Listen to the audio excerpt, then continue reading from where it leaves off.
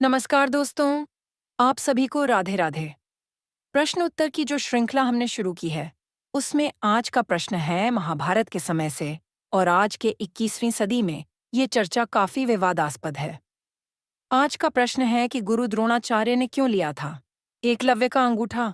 क्या उनका एकलव्य से अंगूठा लेना उचित था या फिर एकलव्य समाज के निम्न वर्ग से आता था? क्या ये कारण था उसके धनुष बाण के उपयोग पर प्रतिबंध लगाना पर?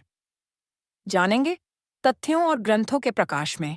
लेकिन उससे पहले आप सभी हमारे चैनल को सब्सक्राइब कर लें और बेल आइकॉन जरूर दबा लें, जिससे हमारी वीडियो जल्दी से जल्दी आप तक पहुंचे।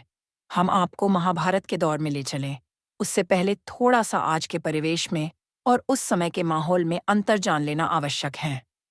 महाभारत का दौर वो दौर था जिस समय राजशाही शासन था और व्यक्ति केंद्रित न होकर राजा केंद्रित था। उस समय न्याय का शासन तो था, लेकिन वो शासन आज के न्याय प्रक्रिया से बहुत दूर था। महाभारत के समय राजा ही राज्य का स्वामित्व करता था और व्यक्तिगत भूमि या और कुछ भी राज्य के ही अधीन आती थी।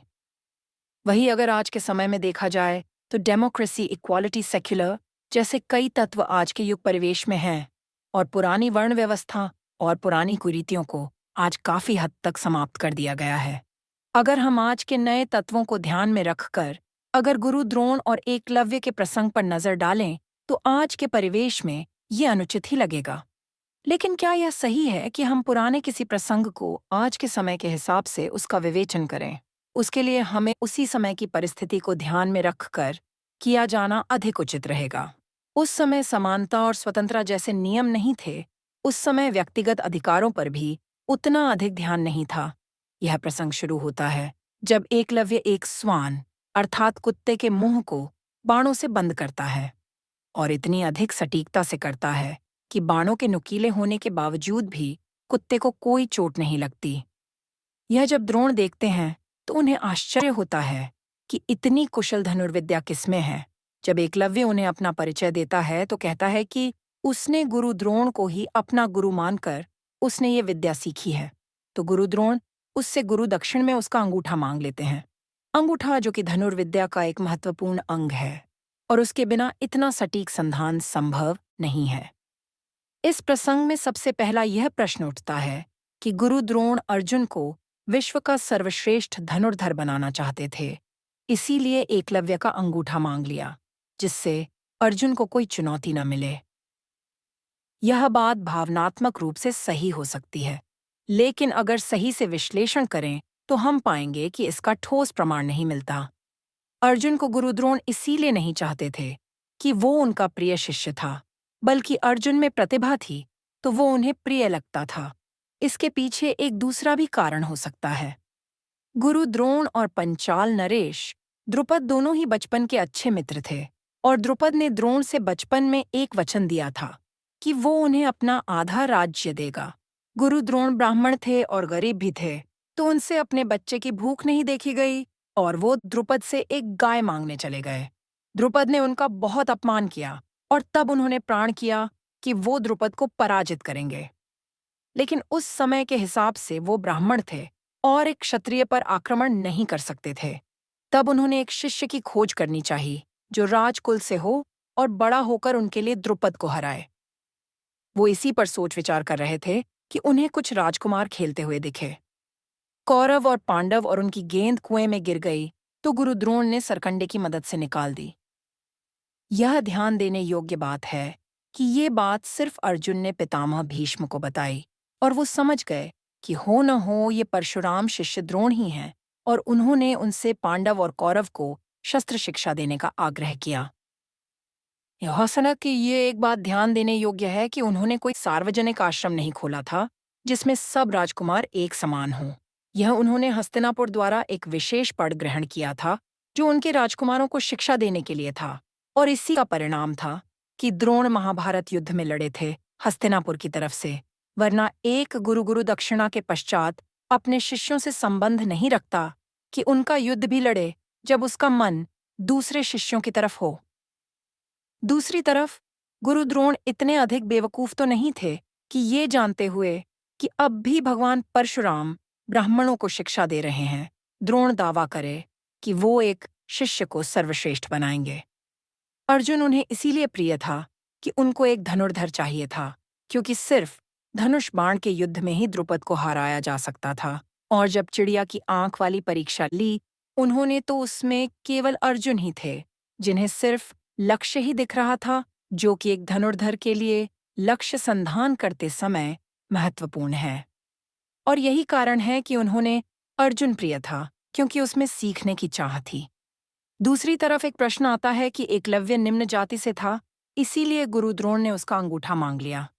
कई लोग कहते हैं कि उनका अर्जुन को दिया हुआ वचन को भंग होने का डर था, लेकिन एकलव्य ने गुरु द्रोण से शिक्षा नहीं ली थी। जब अश्वत्थामा ने उनसे प्रश्न किया कि क्या एकलव्य क्षत्रिय नहीं था, इसीलिए आपने उससे उसका अंगूठा मांग लिए, तो उन्होंने कहा, क्या सोच रहे हो पुत्र? बहुत दिनों से एक प्रश्न में उलझा हुआ हूं। क्या जाने से पहले वो प्रश्न कर लूं? प्रश्न है किससे? पिता से या गुरु से? गुरु से। पूछो। आपने एकलव्य से गुरु दक्षिणा में उसका अंगूठा क्यों लिया? क्या इसलिए कि वह क्षत्रिय नहीं था? क्षत्रिय तो तुम भी नहीं हो पुत्र। परंतु मैं ब्राह्मण तो हूं। पहले मनुष्य आया या जातियां? केवल जन्म से कोई ब्राह्मण नहीं बन सकता। जिस दिन ब्राह्मण अपना कर्तव्य भूल जाएगा, ब्राह्मण नहीं रह जाएगा। एकलव्य से मैंने उसका अंगूठा इसलिए नहीं लिया था कि वो ऊंची जाति का नहीं था, क्योंकि विद्या पर किसी जाति का अधिकार नहीं है और ना ही हम किसी पर विद्या का द्वार बंद कर सकते। एकलव्य से मैंने उसका अंगूठा इसलिए लिया था कि उसने विद्या ली नहीं, उसने विद्या चुराई थी। इसलिए उस विद्या पर उसका कोई अधिकार नहीं। यदि वो कोई ब्राह्मण या क्षत्रिय रहा होता, तब भी मैंने उसका अंगूठा मांग लिया होता। एक प्रश्न उसके निम्न जाति के होने का सवाल उठता है, लेकिन कहीं कहीं इस बात का उल्लेख मिलता है कि वो निषाद था, जो कि निम्न जाति का था। लेकिन था निम्न जाति कैसे हो सकती है? यहाँ वही निम्न जाति है जो रामायण काल में निषाद राज भगवान राम के मित्र थे। उस समय निषाद का मतलब निम्न नहीं होता है, बल्कि एक कम्युनिटी जो कि अपने राज्य की उस सीमा की रक्षा करती है जिस सीमा के आसपास जंगल होते हैं, और उन्हीं जंगलों में रहकर वो सीमा सुरक्षा करते हैं। कहीं कहीं ये भी उल्लेख मिलता है कि वो हस्तिनापुर के शत्रु राज्य मगध से था।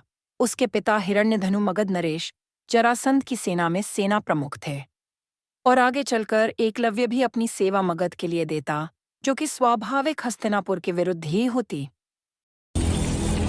मन में कोई प्रश्न है तो अवश्य पूछो। आपको क्या मुझ पर विश्वास नहीं गुरुदेव? क्या मैं अपने प्रयत्न से श्रेष्ठ धनुर्धारी नहीं बन सकता? प्रश्न यह है कि तुम्हें अपने गुरु पर कितना विश्वास है। क्या तुमने ये मान लिया है कि तुम्हें श्रेष्ठ बनाने के लिए मैं अपने अन्य शिष्यों से पक्षपात करता हूं? मेघ वन पर अधिक वर्षा करता है, रेगिस्तान पर कम, किंतु गुरु की विद्या ऐसा पक्षपात नहीं करती।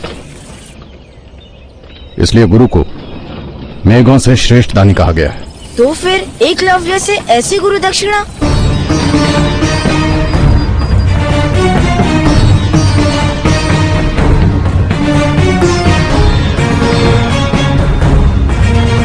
अपने शिष्यों से क्या गुरु दक्षिणा मांगनी चाहिए, ये निश्चित करने का अधिकार केवल गुरु को है।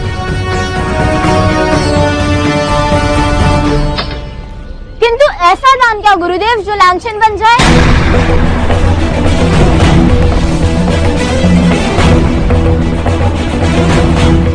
मैं जानता हूं धृतराष्ट्र के पुत्र मुझ पर पक्षपाती होने का आरोप लगाएंगे।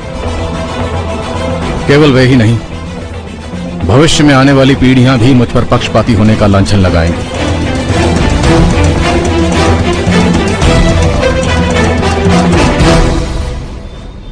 मैं धर्म से बंधा था अर्जुन। एकलव्य मेरी विद्या का प्रयोग मगध के लिए, कुरु राष्ट्र के शत्रु राज्य के लिए करने वाला था।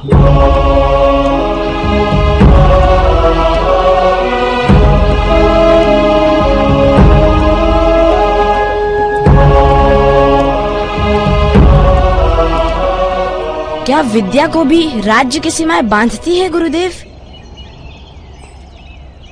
नहीं, किंतु विद्या देने वाले गुरु को अपने प्रण और वचन की सीमाएं बांधती हैं। मेरा मुख गुरु राष्ट्र का दिया अन्न खाता है, इसलिए मेरा समर्पण केवल हस्तिनापुर के सिंहासन के लिए है।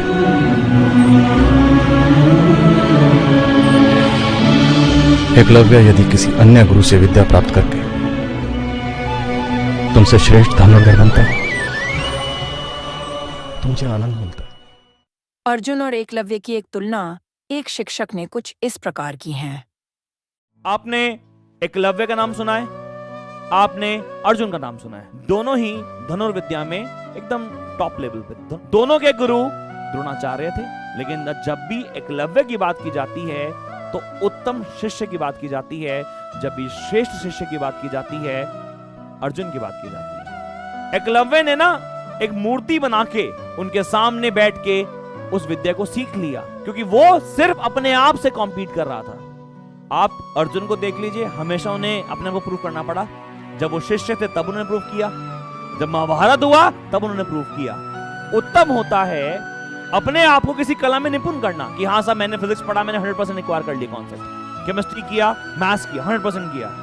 एक होता है श्रेष्ठ, यानी आपको अपनी तुलना करनी पड़े किसी और से।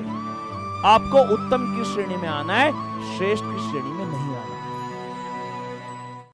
आपको क्या लगता है? अपने विचार कमेंट करें।